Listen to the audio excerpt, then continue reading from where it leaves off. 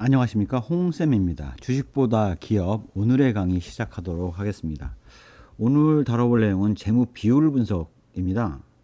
재무 비율 하면 굉장히 어렵게 느껴지기 때문에 모든 거를 다룰 수는 없고, 그 중에서 이제 가장 여러분들이 많이 접하실 만한 그 개념들을 좀 설명을 드리려고 합니다. 그 중에서 이제 여러분들이 퍼나 PBR과 함께 그 ROE를 많이 접하세요. 그래서 ROE 하면 Return on Equity, 즉 자본분의 당기 순이익이 얼마가 나왔는지, 이런 것들을 보시게 되는데요. 이걸 왜 나오는지도 잘 모르겠고 이게 무슨 의미가 있는지라고 생각이 되신다면, 우리가 이전에 재무제표에서 자본이라는 것이 뭐다라고 말씀을 드렸습니까? 재무상태표에서 자본이라 함은 자기 자본이죠. 타인 자본이 바로 부채에 해당되고요. 그래서 자기 돈에 해당되는 몫을 투입을 해서 한 해 동안 얼마의 부를 창출했느냐라는 개념입니다. 은행에다 맡겼으면 원리금을 받지 않습니까?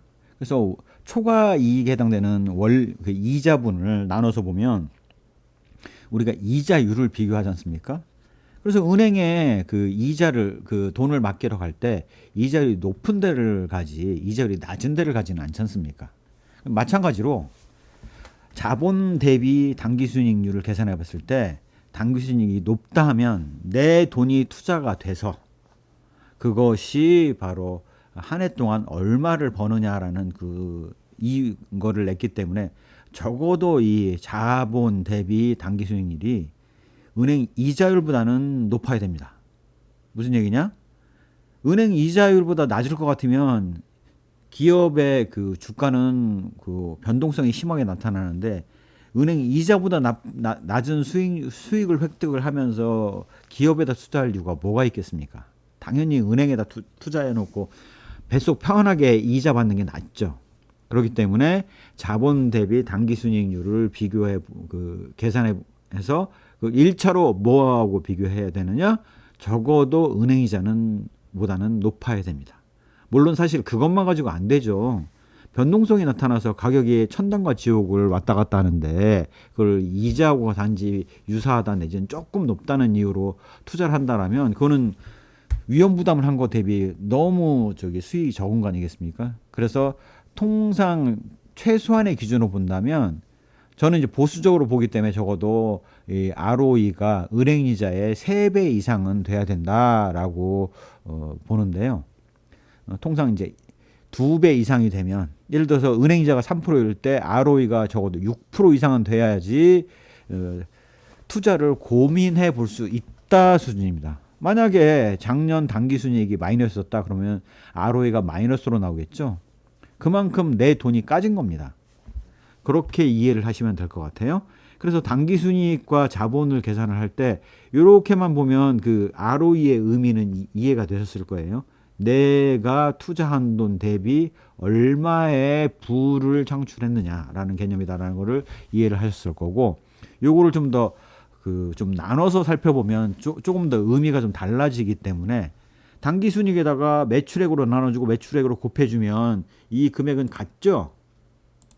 그러니까 요거는 있으나 없으나입니다. 그러면 원래 없어지고 당기순이익과 자본만 남기 때문에 요거하고 동일한 수식이 됩니다. 자, 그러면 당기순이익을 매출액으로 나눈 것이 있고 매출액을 자본으로 나눈 것들이 있는데, 이거를 재무 비율로 얘기할 때는 당기순이익률, 자기자본 회전율이라고 얘기를 합니다. 당기순이익률이라는 건 뭐냐면 내가 제품을 팔아서 판 것 대비 이익을 얼마를 남겼느냐, 판 액수 대비 이익을. 예를 들어서 식당에서 음식을 판매를 하고 나면 매출이 발생하지 않습니까? 그게 전체가 다 자기 게 아니잖아요. 거기에서 이제 관련된 재료비, 인건비, 경비 다 재우고 나면 하루 동안 매출한 액수분의 순이익이 나올 겁니다. 그거에 해당되는 개념이 바로 당기순이익률이다라고 보실 수가 있어요. 자, 매출액 대비 자본은 뭐냐면 내 자본이 매출액에 활용이 됐는데 얼마나 활용이 잘 됐느냐라는 비율을 나타낸다고 보실 수가 있는데요. 쉽게 이해할 수 있게 비율을 드린다면 식당에 점심시간에 손님이 주로 몰리겠죠. 뭐 12시부터 1시 사이에 손님이 몰리는데 테이블당 사람들이 먹고 나가는 회전을 높일 수 있으면, 즉 한 회전 돌았다 그러면 매출액이 100이라면 식당 테이블이 두 회전을 돌았다 그러면 매출액이 테이블 있는 거에 비해서 2배가 되는 거죠. 3회전을 돌았다 그러면 매출액이 3배가 되는 겁니다. 그렇게 자기 자본이 얼마나 효율적으로 활용되었느냐라는 것이 바로 자기 자본 회전율이 의미하는 바라고 말씀드릴 수가 있겠습니다.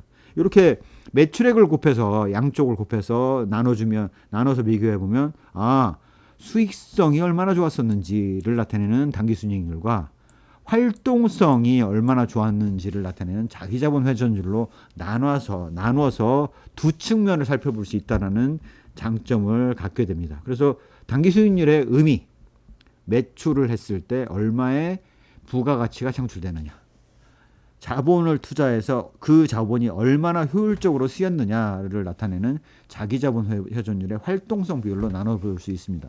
이걸 조금 더 나눠보기로 하죠. 여기 매출액뿐만 아니라 자산을 한 번씩 더 넣어가지고 이렇게 나눠보면 세 가지로 나눌 수 있겠죠. 동일하게 여기 당기순이익에 매출액 넣듯이 당기순이익에 매출액 넣은 거와 거기다 그 사이에 자산을 껴서 집어넣어서 이 비율을 세 가지로 만들 수가 있습니다. 당기순이익 대비 매출액은 이미 이전에서 우리가 본 대로 당기순이익률, 바로 수익성을 나타낸다라고 볼 수가 있습니다. 자, 이전에 매출액 대비 자본은 내 돈을 투자해서 내 돈만을 투자했을 때 얼마나 활동성이 높냐, 효율성을 높게 활용했냐라는데, 자산이라 하면 부채 플러스 자본, 타인 자본인 부채와 자기 자본인 자본을 투입을 해서 매출액이 활용이 됐기 때문에 내 재산을 투입을 해서 남의 돈을 빌렸든 내 재산하고 남의 돈을 합해서 했든 내 재산을 자유한 투입을 해서 얼마나 효율적으로 움직였느냐라는 걸 보여주는 것이고, 이 자기자본 회전율과 구분하기서 총자본 회전율이라고 합니다. 왜냐하면 타인 자본 플러스 자기 자본이기 때문에 총자본이 되는 거죠. 그래서 총자본 회전율이 됩니다. 특히 자산 자체를 총자본이라고 그 용어를 쓰기도 해요. 타인 자본 플러스 자기 자본이기 때문에 그렇습니다. 자, 그다음에 자산 나누기 자본은, 자산은 부채 플러스 자본이고 이거를 자본으로 나눈 거 아니겠습니까? 그렇기 때문에 이 부채 플러스 자본으로 나눠서 이거를 비율을 바꿔보면 당기순이익률의 총자본 회전율이라는 타인 자본 플러스 자기 자본이 얼마나 효율적으로 움직였냐라는 걸 나타내는 활동성 비율인 총자본 회전율이 등장하게 되는 거고요. 부채 플러스 자본 나누기 자본 비율은, 자본은 자본분의 부채인 부채 비율과 자본을 자본으로 나눴으니까 합계가 1이 되죠. 그래서 부채 비율 플러스 1이라는 숫자로 바꿔서 계산해 볼 수 있습니다. 부채 비율은 유사시에 자기 자본을 가지고 부채를 얼마나 충당할 수 있느냐라는 걸 나타내기 때문에 안정성 비율이라고 얘기를 하기도 하고 레버리지라고 얘기를 하기도 합니다. 우리가 이해하기 쉽게는 회사가 유사시에 얼마나 안정적으로 움직여 나갈 수 있냐, 위기가 왔을 때 얼마나 잘 대응할 수 있느냐를 나타내는 그 안정성 비율로서의 부채 비율의 의미를 갖고 있다라고 나눠서 볼 수가 있겠습니다. 자, 그러니까 그리고도 이제 우리가 ROE를 주로 보는데 말고도 ROA도 있어요. 자산 대비 당기순이익을 정의한다. 그러면 ROE는 자본분의 당기순이익이지 않습니까? 그러면 여기 사이에 자산을 같이 껴가지고 당기순이익 나누기 자산. 그러면 이게 바로 ROA가 되죠. 이게 ROA입니다. Return on Asset, 자산분의 수익, 즉 타인 자본과 자기 자본을 투입했을 때 한 해 동안 얼마의 재산이 늘어났느냐라는 걸 나타내는 ROA가 되겠고, 자산분의 자본은 이미 여기서 보셨던 것처럼 바로 부채 비율 플러스 1, 그러면 ROA에다가 안정성 비율인 부채 비율 플러스 1을 한 것이 바로 ROE, 당기순이익 나누기 자본 이다라고 이해를 하시면 될 것 같아요. ROE는 대개는 높으면 좋은데 이 부분은 기계적으로 해석하시면 오류 가능성이 있습니다. 예를 들어서 자본이 굉장히 적은데 수익성이 높으면 그게 잘못인가요? 자본은 막 엄청난 액수가 들어가는데 돈 버는 건 정말 적어요. 그런 거는 오히려 문제가 있겠죠. 대신 한번 생각해 보시면 이 기업이 한 5년 연속 적자가 나서 자본이 다 쪼그라들어갖고 거의 0에 가까워요. 1원이에요. 그거 대비 이제는 정상화가 돼서 당기순이익이 난다. 그러면 거의 무한대에 가까운 비율이 나죠. ROE가 엄청나게 높게 나타납니다. 즉 자본이 안정적으로 나오는 상태였을 때, 자본이 이익이 안정적으로 나와서 자본이 증가되는 상태인 기업들을 간의 ROE 비교를 통해서 어디가 더 수익성이 좋군, 내지는 내 자본을 투자해서 부를 창출하는 비용이 높군이라는 걸 비교하는 것은 의미가 있지만, 과거 자본 단기 순손실을 났다가 턴어라운드를 한 기업들의 ROE를 계산을 하게 되면 엄청나게 높게 나타나서 잘못된 왜곡된 결과를 보여줄 수가 있습니다. 그래서 제가 여기 강조해서 말씀드리는 것이 바로 비율보다는 절대 금액이 중요하다. 재무제표를 보면서, 현금흐름표를 보면서, 재무상태표를 보면서, 매출액 손익계산서를 보면서 주로 읽었던 건 이상치를 파악을 하기 위해서 재무 비율을 내봤던 거지, 절대 금액 자체가 가장 중요한 요소다. 그래야지 방금 말씀드린 것처럼 자본이 적어서 왜곡되는 현상, 꾸준한 영업 단기 순손실을 발생을 해서 자본이 확 줄어있는 상태에서 나타나는 ROE의 왜곡 현상에 대한 오해를 안 할 수가 있다라는 것들을 좀 말씀을 드리겠습니다. 그 말고도 이제 EVA 같은 것이 있는데요. Economic Value Added, 바로 이런 ROE 같은 비율만을 비교할 때 갖고 있는 단점을 보완하기 위해서, 그래서 자관 부가가치 창출 금액이 얼마냐를 계산하는데 요 식에 따라서 계산을 해보시면 될 것 같아요. 사실 이제 복잡하기만 하고 이 오해를 불러일으킬 가능성이 높아서 EVA를 보기보다는 저는 현금표상에 영업활동 현금을 보라고 말씀드리고 싶습니다. 그래서 요거는 요렇게 보시면 될 것 같아요. 자, 이거 말고도 정말 다양한 비율이 있습니다. 그 다음에 타 기업, 타 업종 대비 내지는 동종 업종 내의 평균적인 재무 비율을 알고 싶으실 때가 있으실 거예요. 그런 때를 대비해서 제가 하나의 서적을 참고로 보여드리려고 그래요. 포털에서 한국은행을 검색하시면 이 한국은행 사이트가 나옵니다. 거기에 기업 경영 분석 해서 검색을 해서 쫙 보시면 이 한국은행에서 각 산업에 소속하는 기업들의 평균적인 재무 비율을 이렇게 쫙 해서 가장 최근 거를 이렇게 보여주고 있습니다. 여기에 기업 경영 분석을 책자를 쫙 받아서 보시면 이렇게 책자가 나와요. 그 중에서 그래서 각 산업별로 표준적인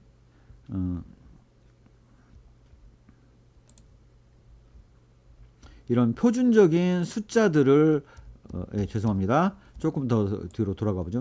표준적인 이렇게 숫자들, 통신 및 방송 장비, 이런 것들의 표준적인 그 재무제표의 평균적인 것과 재무 비율이 이렇게 나와 있어요. 재무 비율이 이렇게 총자산 증가율, 여기에 성장성에 관한 지표, 손익관계 지표, 자산 자본 지표, 자산 자본의 회전율, 생산성에 관한 지표, 이런 것들을 통해서 ROE를 구성했던 그 각 항목들의 비율들을 보실 수가 있고요. 그 외에도 다양한 유형들의 지표가 있기 때문에 참고해 보실 수가 있습니다. 그래서 동종 업종의 평균적인 재무제표, 재무상태표, 손익계산서, 제조원검에서 이익영업 처분계산서와 같은 것들을 비교해서 보실 수가 있어요. 자, 그런 것들의 그 다양한 비율들을 용어만 갖고 알기가 어렵죠. 그래서 한국은행에서는 그런 재무 비율들에 대한 산식과 그 재무 비율이 의미하는 바를 이렇게 책자에 참고 자료로서 제시를 하고 있습니다. 조사 방법,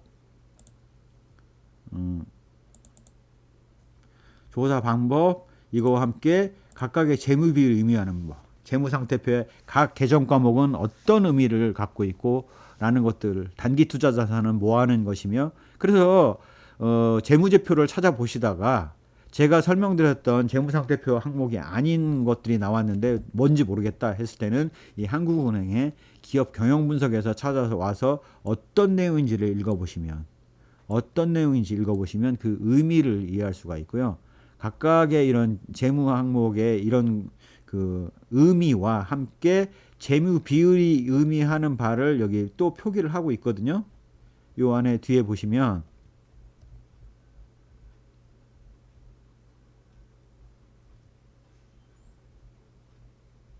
이 재무 비율들, 성장성에 관한 비율로서 총 자산이 얼마나 증가하는지를 나타내는 총자산 증가율의 경우는 바로 기업이 총자산이 얼마나 증가했는지를 나타내는 지표다. 뭐 유형자산 증가율, 그러면 설비 투자가 얼마나 이루어지는지를 우리가 알 수가 있겠죠. 얼마나 꾸준히 안정적으로 투자를 하고 있고 성장을 추구하기 위한 투자를 하고 있는지를 우리가 알 수 있지 않겠습니까? 그래서 이러한 비율들의 의미를 제가 설명해 드린 거 외에도 다 확인해 보실 수가 있어요. 뭐 단기 순이익률, 총자산 순이익률, 자기자본 순이익률, 매출액 증가율, 매출 원가 대 매출액, 영업이익률, 뭐 이런 것들의 의미들을 다 파악해 볼 수 있기 때문에 이런 부분을 모든 거를 사전에 다 아실 수는 없고요. 그렇게 하면 이제 오히려 본질을 놓칩니다. 제가 금액으로 읽어드렸던 것 같은 그런 본질을 놓치기 때문에 필요한 경우에 이렇게 찾아서 보시는 형태를 추천드립니다. 정말 고급자가 돼가지고 실력자가 돼가지고 내가 재무비율 이외에 다른 거를 볼 게 없다.